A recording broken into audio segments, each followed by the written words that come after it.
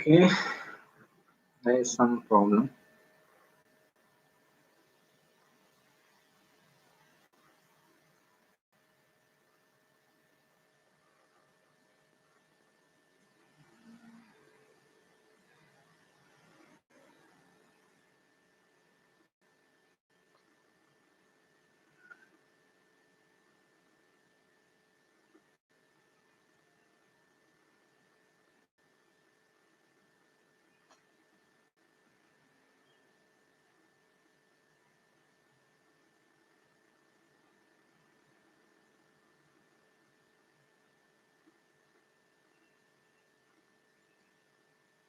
Okay, both are live.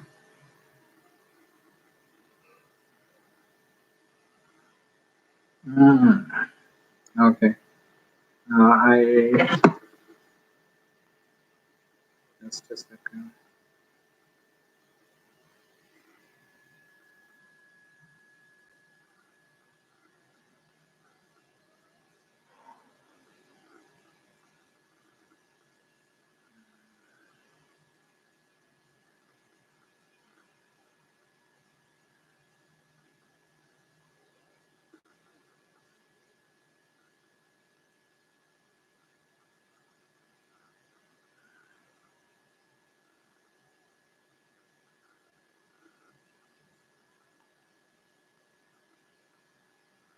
Okay, let me just delete the earlier one so that we can continue here.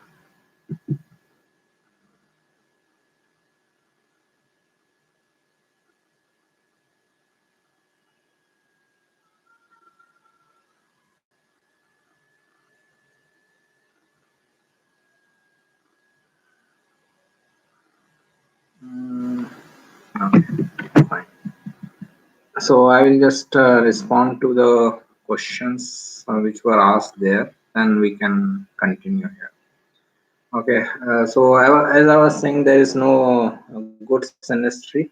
Okay, uh, all we can see is some changes, some challenges in our relationship matters. Okay, whenever we are in relationship, we are looking at two charts. All we can see are what are going to be the challenges. So first thing is that there is no synastry at all. Okay, first thing is that then no good synastry. Okay, there is nothing like good synastry. Only synastry is there which can tell you the challenges. The most avoided relationship is 6-8.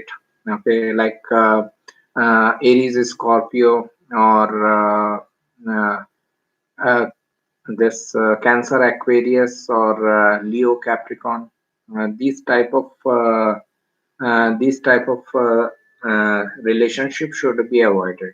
Okay, in ascendant, Aries ascendant person should not marry with, should not get into relationship with Virgo ascendant or Scorpio ascendant.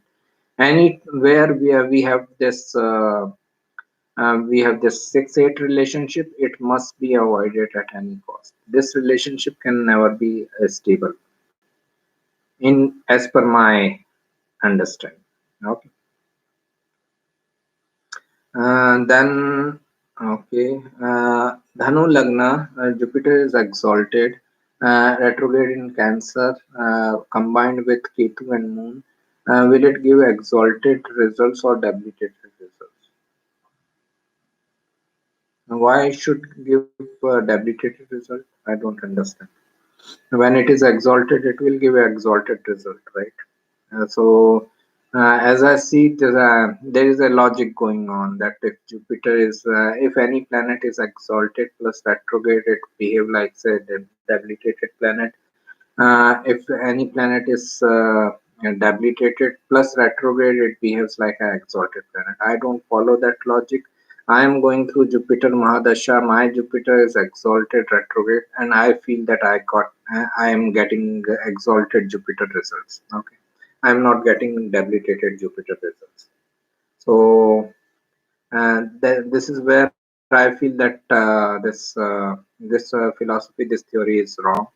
Uh, If a planet is exalted, it will give an exalted result. If a planet is debilitated, then it may give a debilitated result if it is not getting any support from anywhere. Okay. Then what is the difference between Navamsha and D1 chart? Okay. So Navamsha, D1 is your overall life. Okay. You can see every aspect of your life from D1 chart. Either your education, your career, your relationship, your children, your foreign travels, your religion, spirituality, every wealth, family matters, your siblings, everything can be seen from from your D1 chart. Navamsha is only for your right life path. What life path you should be following? That is your Navamsha. Understand, Navamsha is coming out of ninth house of D1 chart. Ninth house is the highest of the Dharma house. It shows our dharmic path in life. So when this ninth house is showing the dharmic path in life, the Navamsha should be the chart of your righteous path or dharmic path in life, nothing else. And it should not be the chart of relationship or marriage or nothing like that. It should be the chart of your righteous path in life. Okay. So Navamsha is only limited up to that thing, your right life path. But when it comes to D1 chart, it is for all the possible aspects of life. Uh, for Sagittarius ascendant and Navamsha ascendant, Mars in first house, Jupiter in third house. At what age marriage will happen? Navamsha has nothing to do with marriage. Sorry, you are asking wrong person. Okay. Navamsha has nothing to do with marriage, because understand, just what I said now is that Navamsha is coming out of ninth house of your D1 chart. Ninth house is ninth house is house of your dharmic path. So Navamsha shows your dharmic path or your righteous path in life. How it became the chart of marriage is that 99% of the society follows the same path of marriage. So they feel that okay, fine, everyone is going on to the same path, then it must be the right path. The sheep mentality that everyone is going on in that direction, so it must be the right direction. But it doesn't work like this. So as I see, D9 chart has nothing to do with the relationship. D9 chart has nothing to do with marriage as an institution. Uh, I am fine, thank you, Sunilji. Rahu in 8th house, in 9th house, Saturn in 11th, Rahu in 8th house, in 9th house, Saturn in 11th house. Who is ascendant? Is it Moon in Papkartri Yoga? I think you wanted to ask Rahu in 8th house, Moon in 9th house, and Saturn in 11th house. No, if Saturn is in 11th house, Moon cannot be in Papkartri Yoga. Okay, I will just say what makes a Papkartri Yoga, then you can find out. Papkartri Yoga, when two strong malefics surround a house or a planet. Okay. Take the same example. Rahu is in 8th house, Moon is in the 9th house, and Saturn is in the 10th house. Then Moon and 9th house both are in Papkartri Yoga between Rahu and Saturn. It will give a very stressful mind, and person will feel that he has got very limited results out of Moon and ninth house related matters. Okay. That's where he may have to work really hard. So this is how this Papkartri Yoga works. Whenever two strong malefics are Rahu, Ketu, Saturn, Mars, and Sun. Whenever these five planets are surrounding a house or a planet, it is creating a Papkartri. Okay.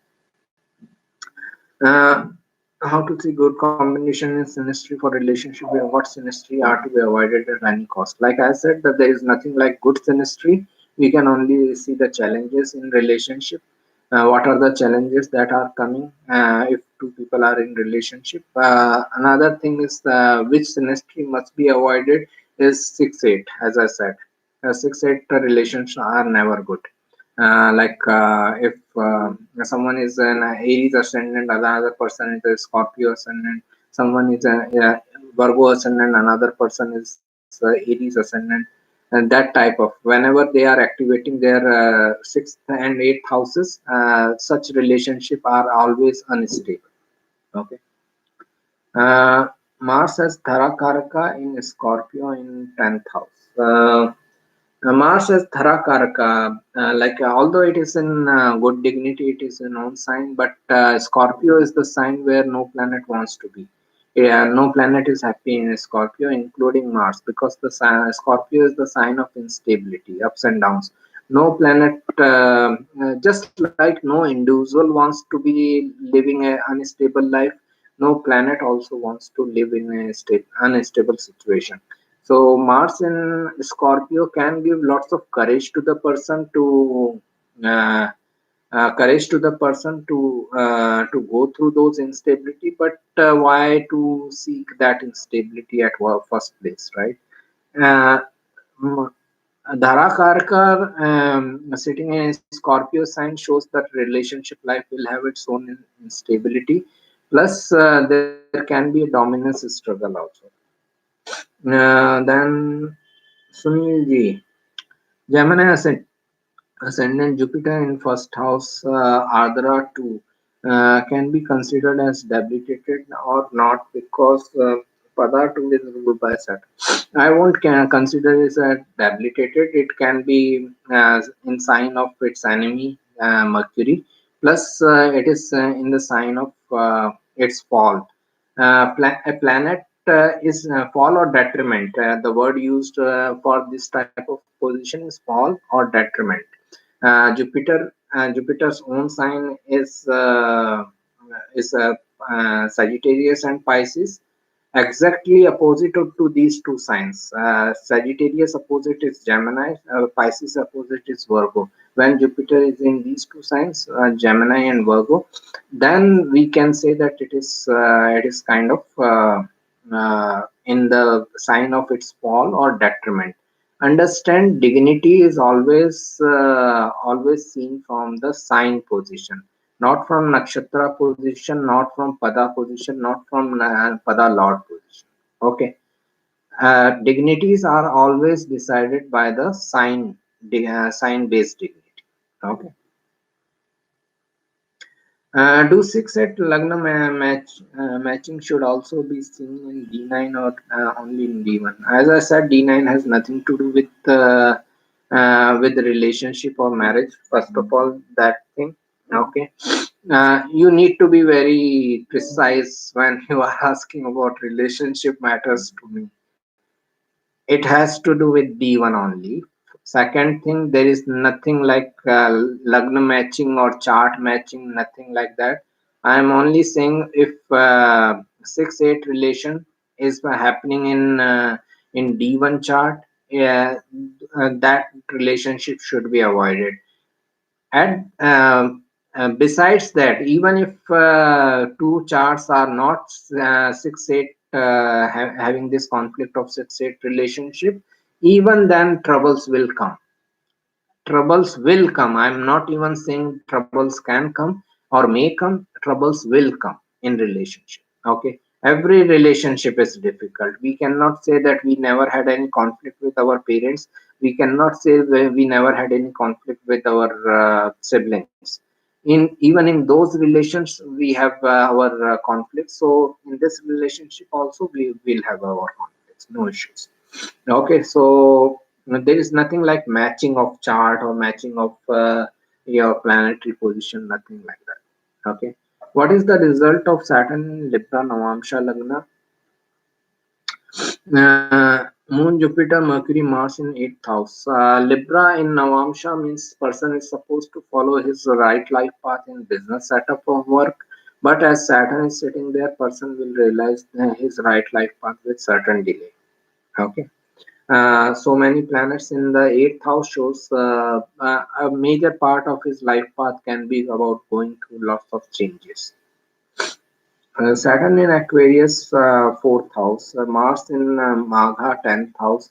Sun in eighth house, Ardra. I'm 27-year-old. Is my career good? It depends on what career you are doing. Career determination takes a very long time, 1.5 hour time. I cannot give a career consultation here. From this much of information, it is only showing that if you are working under others' authority, you will have lots of instability in your career. Like 10th lord going into the 8th house, that is also in Ardra. So lots of instability, lots of challenges can be there while working under others' authority. That means you should become your own authority. Namaste, sir. How are you doing? Namaste, Ankita. I am doing very fine. How are you? Thank you.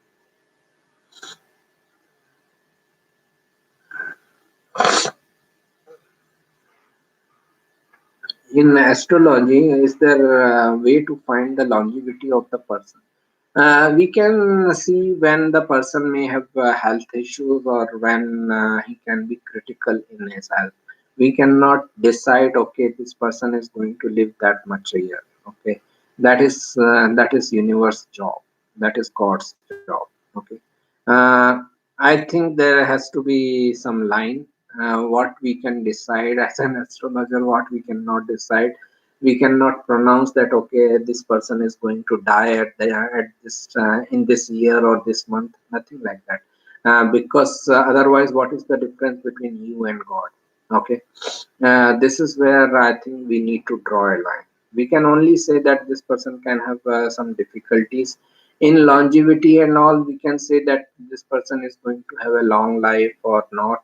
That type of thinking can, that type of prediction can be given. Even there, we cannot say that okay, this person is surely going to have a short life, or this person is surely going to have a long life. We can never use this word surely. Okay, this thing will happen, something like that. Okay, this thing we cannot say, especially in matters of like someone's life.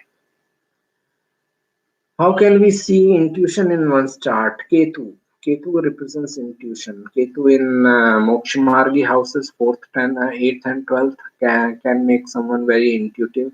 Ketu in first house can make someone very intuitive. Moon also represents mind. Moon's good position can also make someone very intuitive. Pisces is the sign which makes a person very intuitive. Seventh lord in 12th house and 12th lord in 8th house, husband for Virgo ascendant. You are saying that this chart is of a girl who has 7th lord in the 12th house and 12th lord in the 8th house, and you want to know how her husband will be. This is what I understood. Okay. So first of all,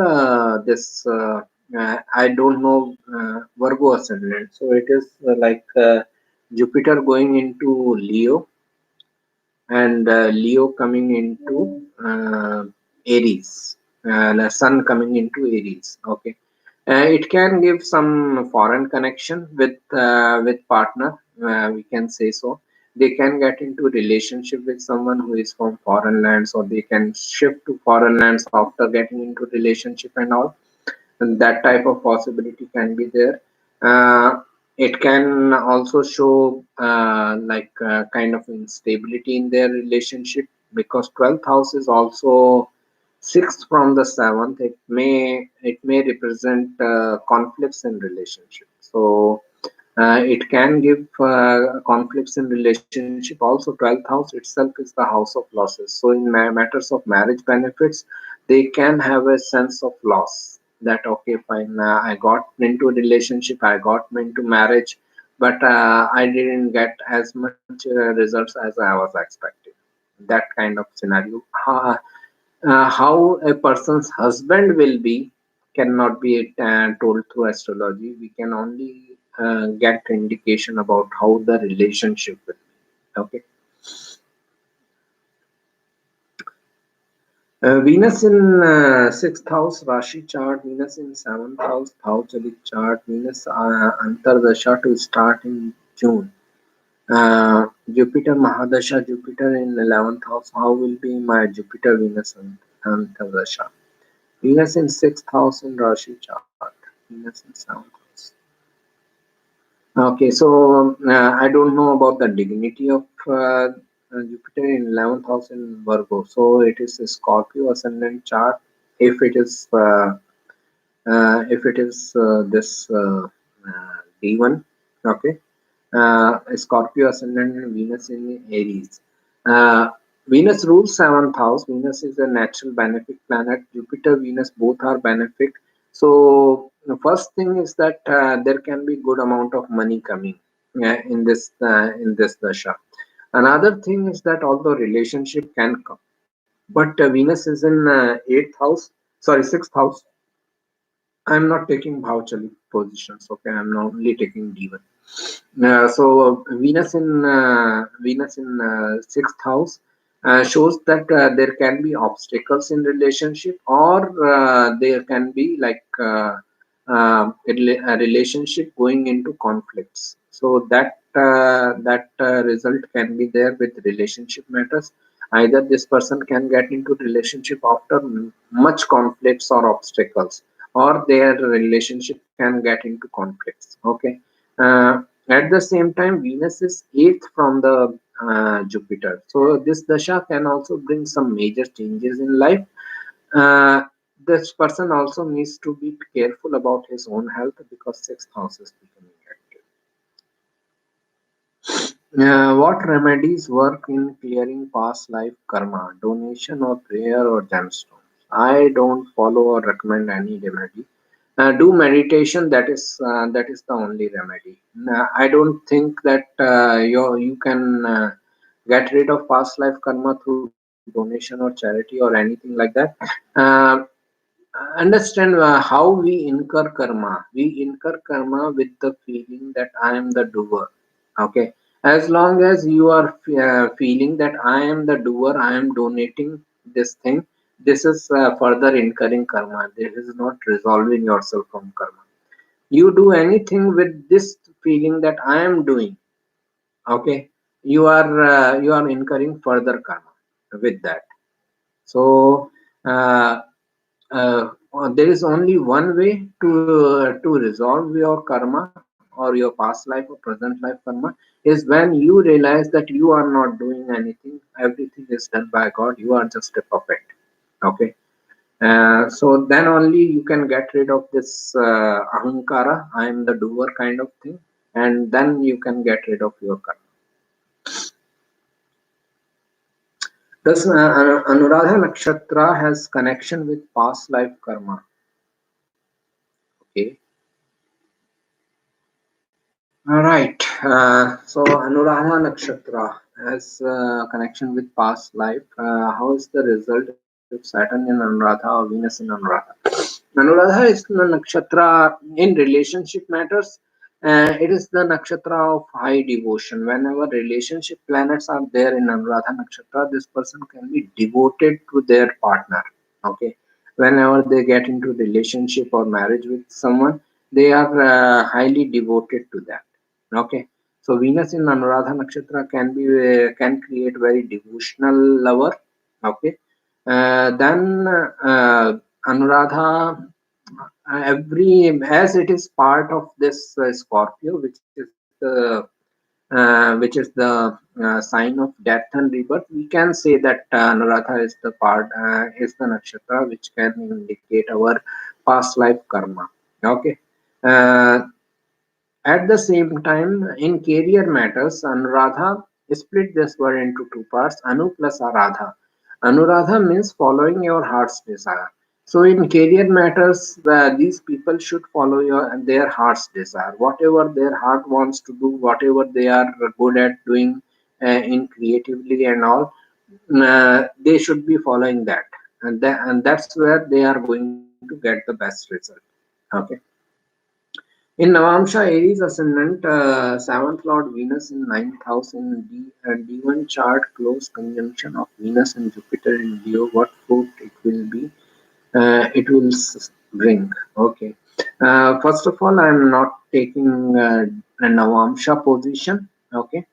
Uh, D1 chart, close conjunction of Venus and Jupiter in Leo ascendant. It can make you very creative person. Venus Jupiter together in Leo in the first house. Leo is the sign of creativity. Venus is creativity, and Jupiter is there. Jupiter can expand that creativity.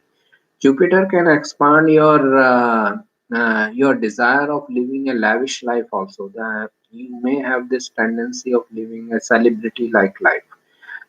It can also like expand your creative pursuits and like Jupiter, Venus, both are teachers. It can make you very learned, knowledgeable person.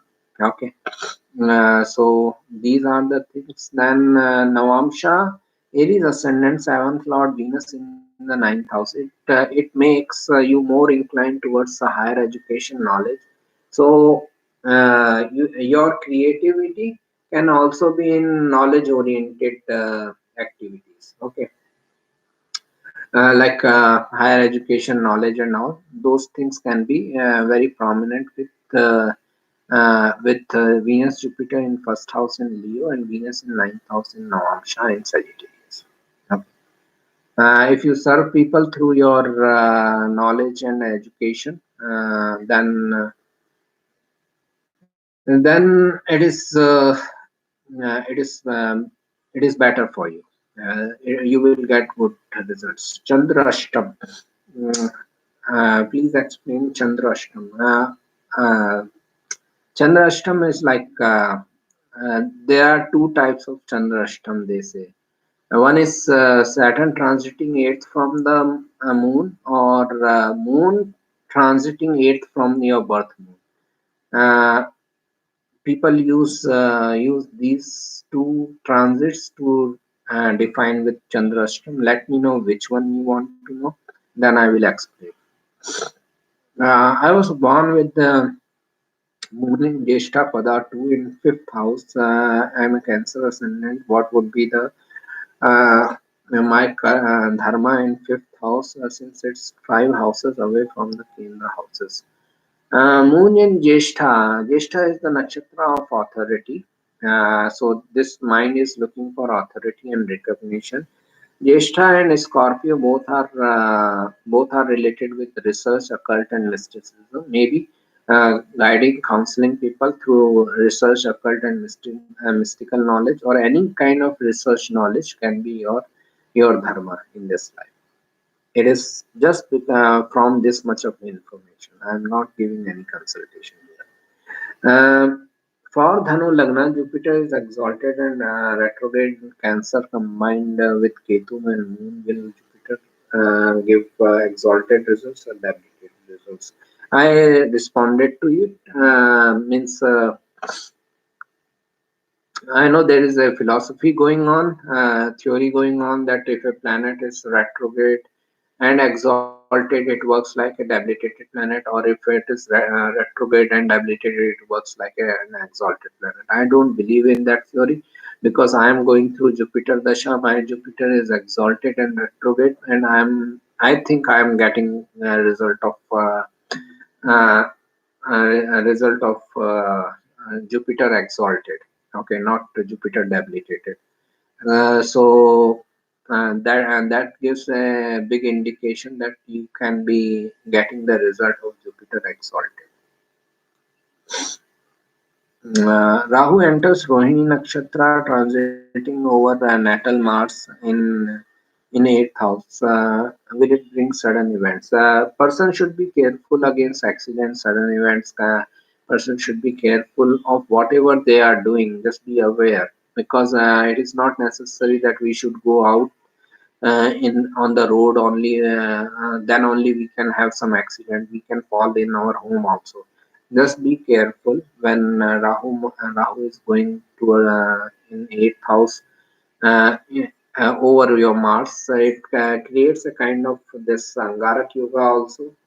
So be careful regarding your aggression, anger, and just try to capture and try to redirect it, not control or capture it. Redirect it. Okay, redirect in some positive pursuits where you can utilize this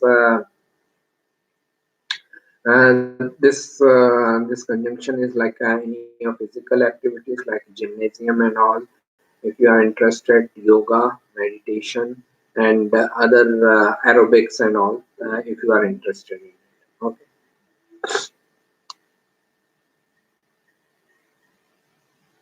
Rahu in Scorpio in first house, first lord looking from 10th house.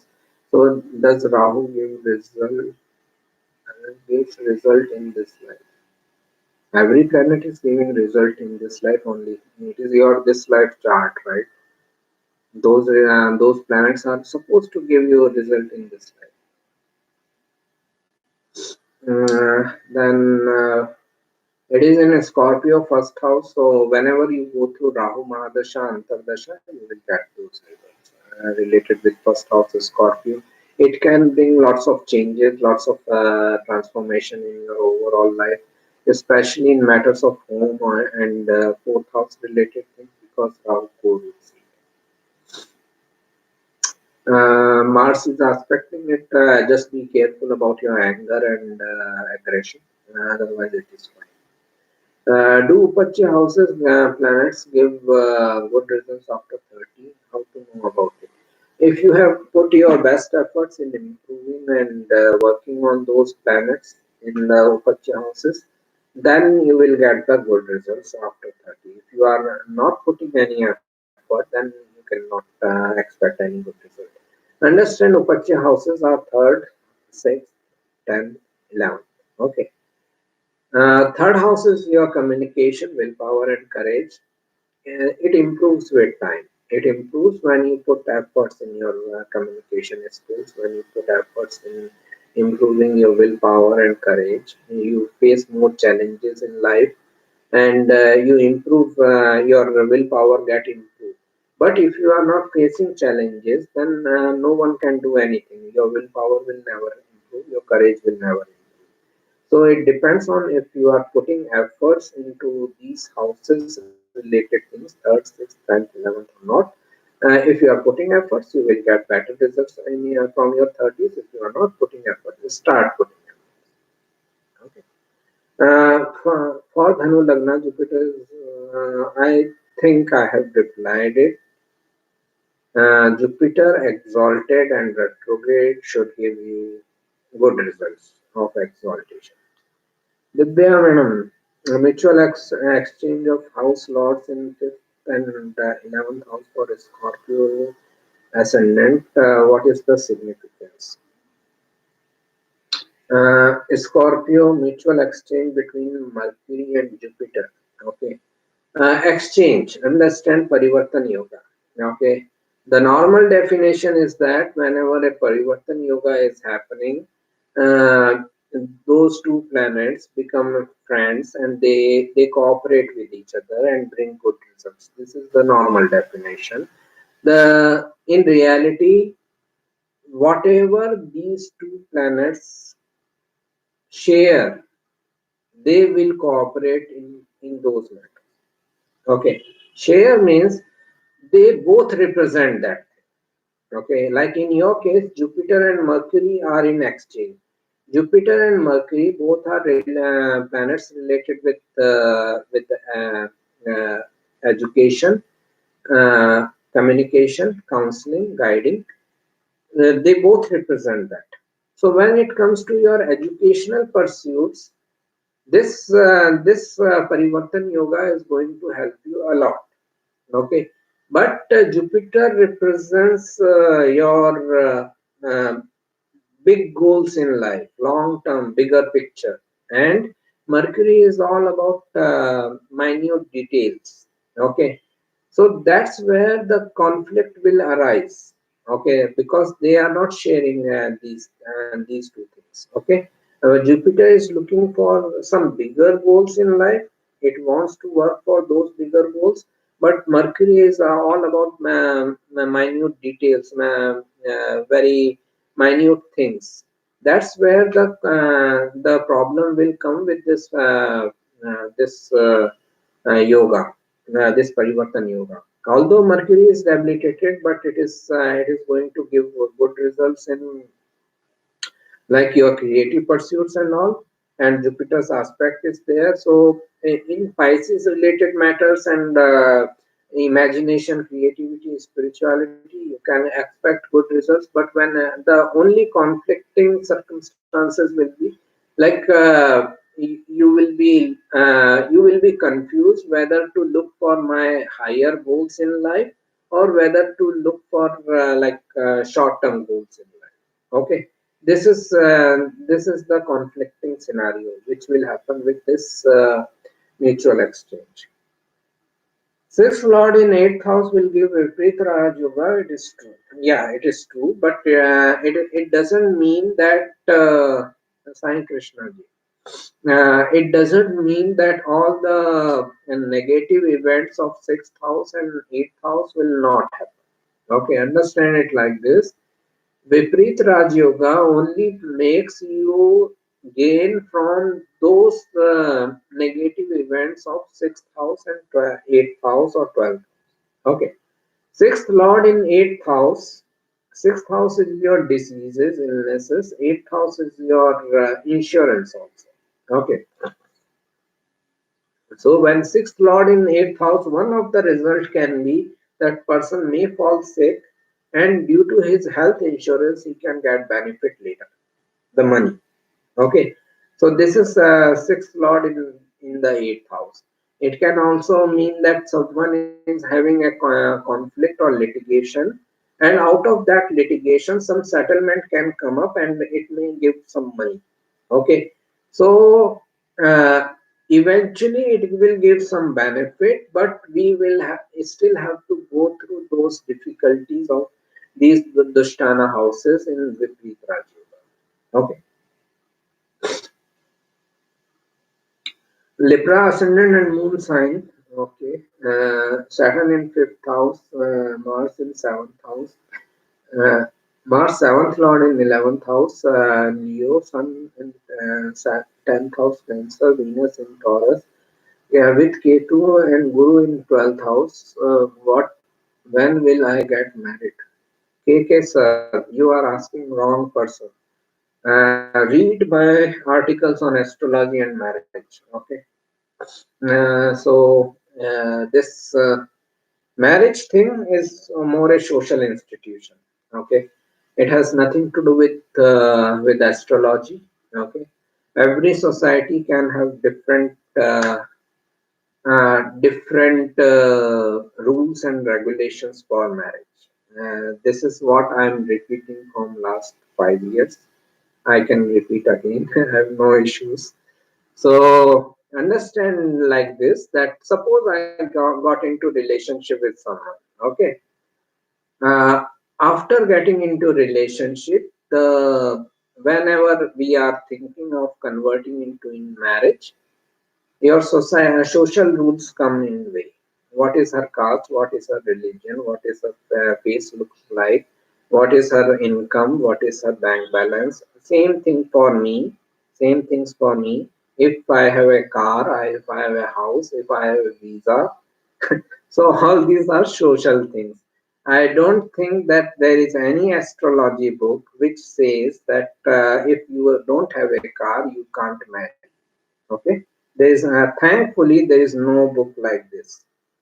I don't think there is any astrology book which says that if you get an alliance from XYZ caste person, you should say no to the person. That's where astrology can only help you in relationship matters when you can get into relationship or alliances. It cannot help you in marriage. That when that relationship or alliance will convert into marriage, because that depends upon lots of social criteria. Okay, this is uh, so I cannot tell you when you will get married. Uh, then last question: Leo ascendant Saturn in own house, sixth house. Since it is the lord of seventh lord also. Seventh lord sitting in the sixth house. What results it brings? It can indicate many things. It can indicate, first of all, major is that relationship is going into conflict or lots of obstacles in relationship. Either this person can face lots of obstacles in getting into relationship, or eventually his relationship can go into conflict. But it can also mean that a partner can be a partner can be a like in a legal field, or working with government, or it can also mean that someone is having a sense of loss in matters of relationship. Okay, these are the things which are important with this kind of situation. With Saturn ruling both the houses, relationships are going to be difficult for this person. Libra Lagna, Saturn in fifth aspecting Venus in seventh, Mars in 11th. Do Saturn aspects are to be considered good, being functional benefic only in its Mahadasha Antardasha. Other times its aspects harms. We take this generic rule: we can never use the word good or benefit with Saturn. Saturn is either bad or worse. Okay, never use the word good or benefit with Saturn. Nothing like that. There is nothing like good Saturn or benefit Saturn. It is always troublesome. It always represents delays, hard work, perseverance, limitations, restrictions. Okay. So this is the thing which seventh house. Important thing: whenever Saturn is in the fifth house, it is aspecting all the relationship oriented houses. Fifth house itself is the house of love romance matters. Then seventh house is the house of relationships. Saturn is aspecting there. 11th house is the house of desire. Saturn is aspecting there. And Saturn is aspecting your second house of family.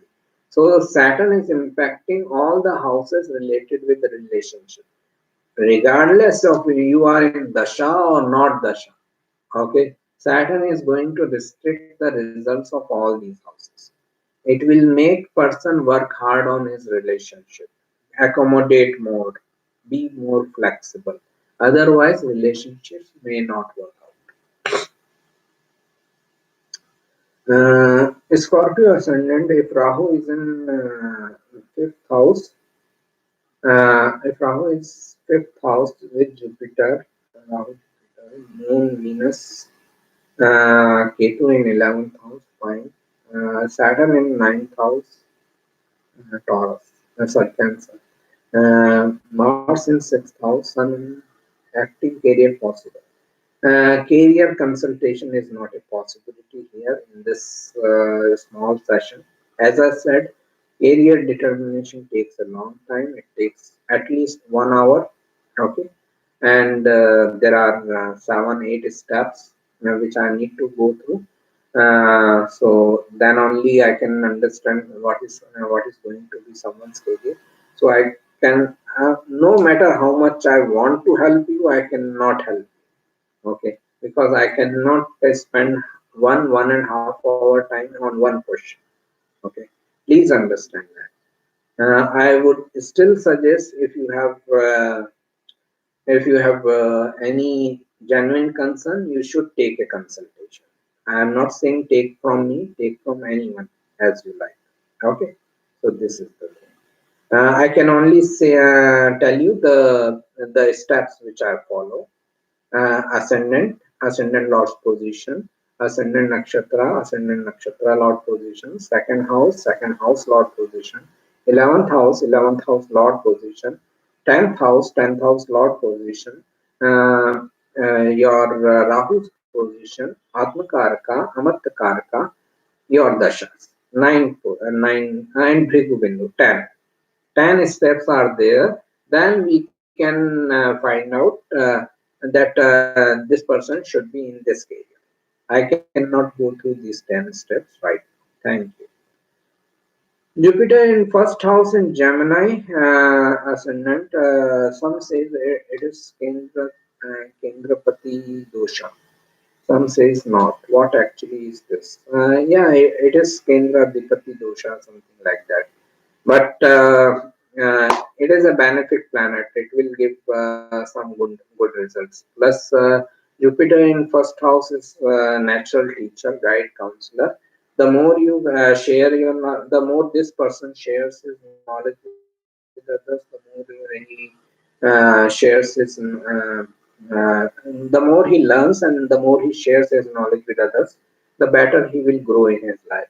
So this is where he should be focusing.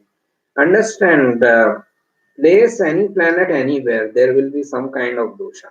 Okay, if you just start counting on these dosha, there will be some kind of dosha. Don't think about all these. Just start working in a particular direction. Okay, so that is the thing. You place anywhere, you place any planet anywhere, it will be six from some house, six from some planet, eight from some house. What you can do, and there is nothing like a perfect life. Okay, so we should start working with whatever a chart we have. I again say your birth chart is made of three information: date of birth, time of birth, place of birth. Okay, these three information are given to you by God, by universe. God cannot decide anything wrong for you. Your chart is perfect for your life, my chart is perfect for my life. Okay, it only depends on how we utilize our chart. That's it. Even that Jupiter in first house Gemini can give you extreme knowledge, and you can be considered as a guru or a teacher or a guide counselor by others if you utilize that position perfectly. Rahu in Leo ascendant grants what? It grants a celebrity status desire. Okay, these people can be like born celebrities. They want other people to treat them like king or queen. Okay, this is where difficulty also comes, because they naturally feel that they are celebrities without actually earning that celebrity kind of status. Okay, so that's where the difficulty comes. They want other people to treat them like a celebrity when they are not a celebrity actually. Okay, so they can be very creative, they can be very attractive also. They may like to be center of attention all the time. Okay, so that is also one of the result, but for that they should be working about it. Okay, not to get a small time fame and all that. Okay, what happens if Lagna house is empty, and what does empty house indicates? When Lagna house is any house is empty, okay, understand a planet in a particular house represents what kind of activity is going into that house. Okay, like someone has Mars in the seventh house, so this person's relationship can be only all about dominance, control, and protection.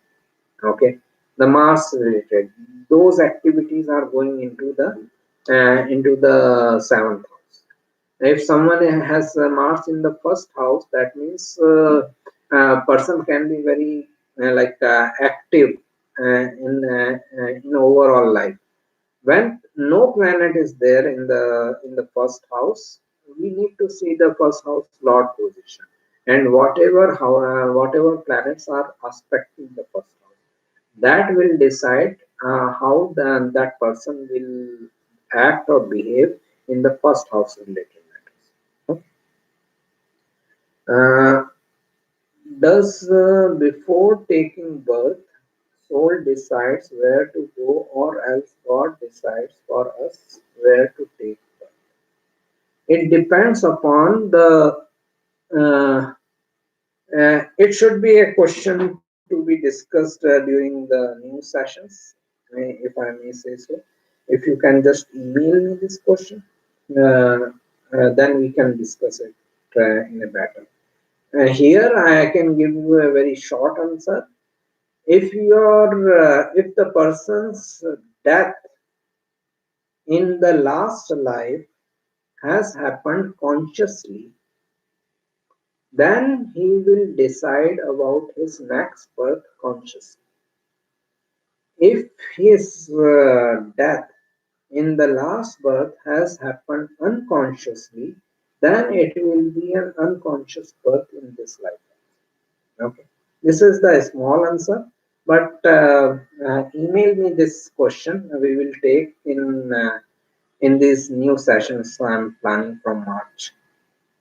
This requires a lengthy explanation. How to judge success and settlement abroad. Settlement abroad can be seen from ninth house, 12th house, third house. Third house is the house of going away from the homeland. 12th house is the main house of foreign lands. Ninth house is the house of people of different culture. So when planets are there in these houses, or person is going through these houses, Dasha, Rahu is also an important planet for foreign settlement and all. Person can get settled in foreign land. Success depends on what he is doing. Understand what I am trying to say is that suppose I am mean to do business, I am trying to do a job, I cannot get success or desired success in job, I am going against my chart. Okay, so it depends on whether the person is following his chart or not. Gemini ascendant, moon in 10th house in Pisces sign, give immense wealth or not? Moon in 10th house, immense wealth or not? Because Bill Gates and many other people have this position. And another thing, moon in Mark planet for Gemini. How to see extreme wealth like combination?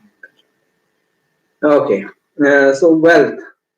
First thing, we all are aware that person can become really rich, extremely wealthy only in business setup.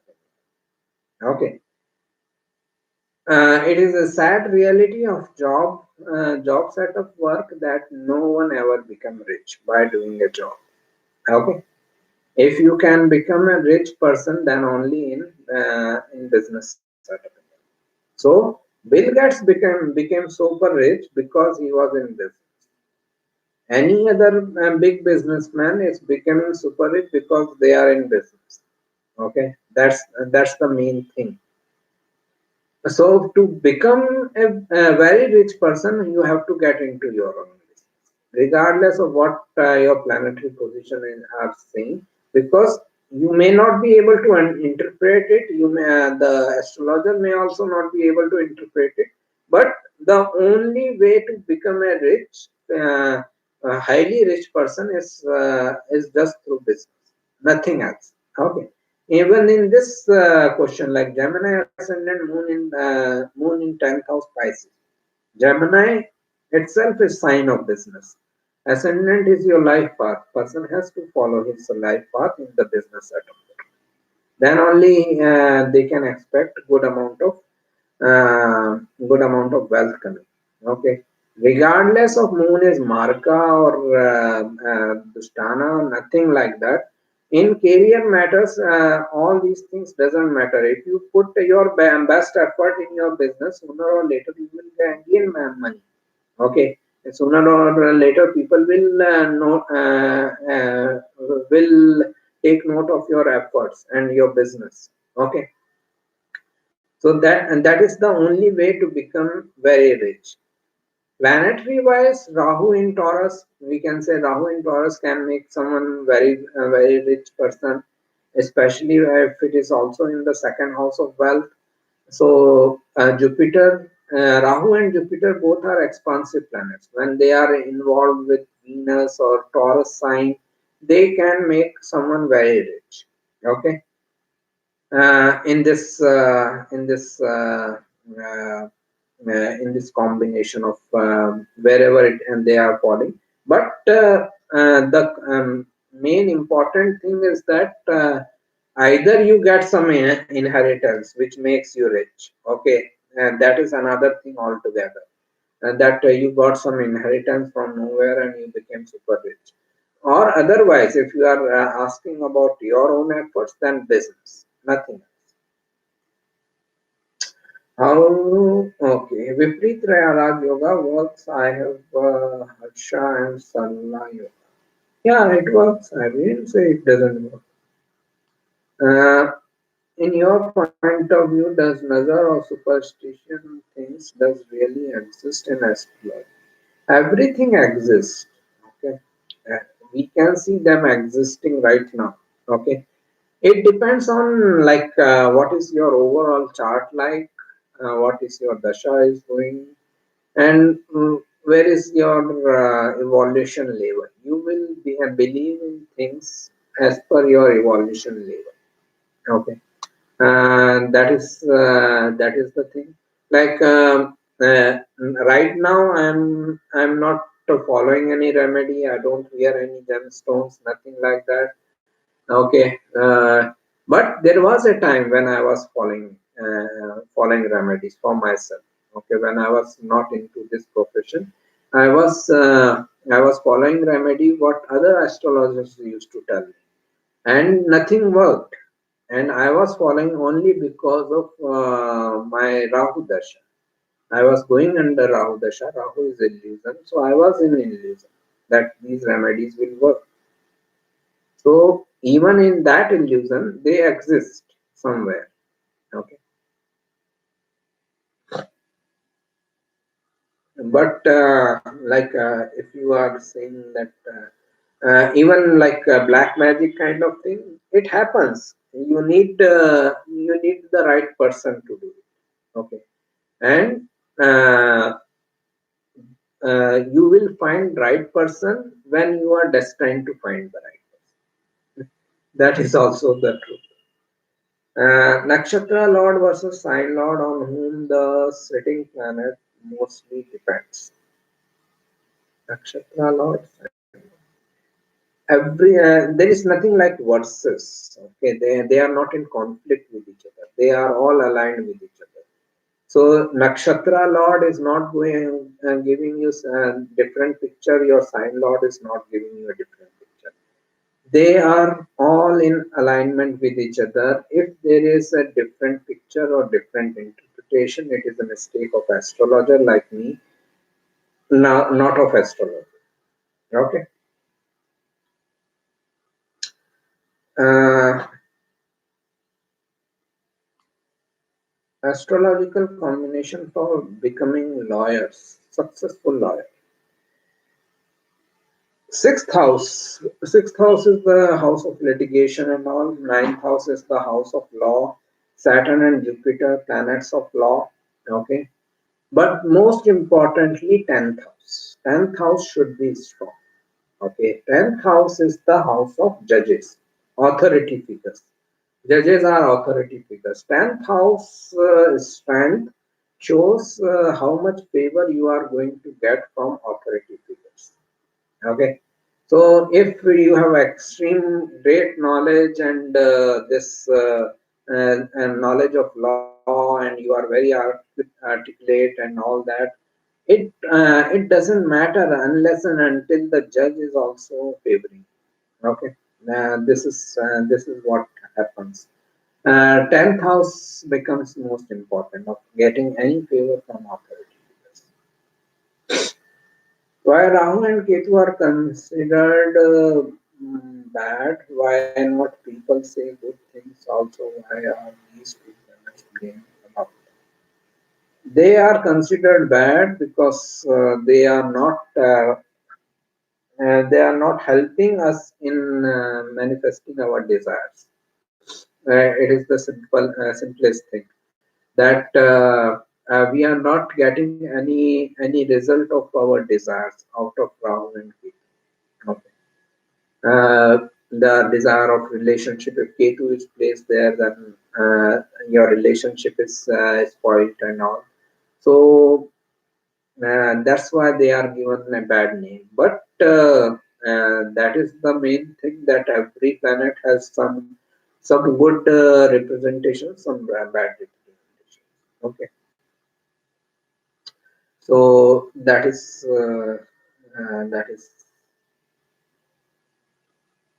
the reason. Because not only Rahu Ketu, all the malefic planets, Saturn, Mars, Sun, Rahu Ketu, all the malefic planets make us work hard towards our goals, and they create some obstacles. That's why we feel that they are kind of negative.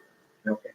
Is Sadhasati real or promoted by astrologers to pattern people and do remedies? Sadhasati is real, okay, but we need to be proactive in dealing with Sadhasati. And I have made another video on how to deal with Sadhasati. Okay, what actions we should be taking, and what actions we should be proactively taking. Then we can deal with Saraswati in a better way. But that is also true that because people are not aware that they need to take proactive actions, other people make benefit out of it in matters of remedies and all. Okay. So they utilize our illusion or lack of knowledge. Okay. The dasha and antardasha are more important, right? Everything is important in astrology. You cannot make say that okay, this is more important, this is lesser important. Because the moment we say this is lesser important, our emphasis goes out of it. That thing. Okay, we feel that it is not important. So it is always better to say that everything is equally important. 10th Lord and 6th Lord connection works out for a lawyer. Uh, there is an article on different charts, different professional charts on site. I have covered the charts of legal profession, medical profession with example charts. Just go there, you will find all the combinations required to become a lawyer or any profession.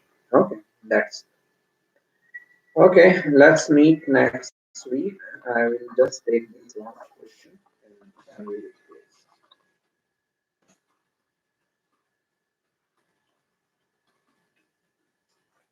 close. Why does all good and bad karma food are fulfilled and in next karma? Why not in this karma? Results are always instant. Okay, understand. This is also a long description. Okay. Uh, Results are always instant. We think that okay, whatever we do, we will get results in next life. But no, you are getting an instant result. You lie to someone and you will feel the guilt at that moment only. The result is instant. Your karma fruits and results. Okay, if you do something good, you will feel good about it. Result is instant. Okay, it is just the pattern which we create by living a life. Okay, we go through a pattern of life. We live according to that pattern in our next lives. Okay, we take rebirth only to modify that pattern. Again, a longer discussion. Okay, thank you. Thank you if I am helpful. Thank you.